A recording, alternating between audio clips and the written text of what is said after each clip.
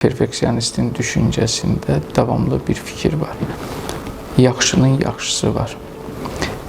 Ya bir işi görərəm, ya da görməyəcəyəm. Perfeksionistlər biz görürük ki, faydalı iş əmsalı çox zaman aşağı olur. Niyə?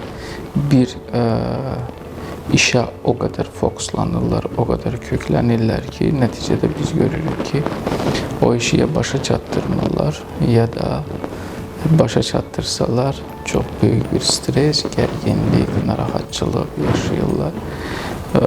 Və düzdür, biz görürük ki, bundan əziyyət çəkən insanlar arasında işləyən, çalışan, həyatda müəyyən uğurlar qazanan insanlar var.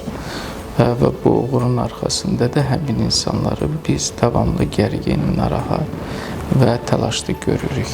Və burada əsas diqqət edəcəyimiz məqam,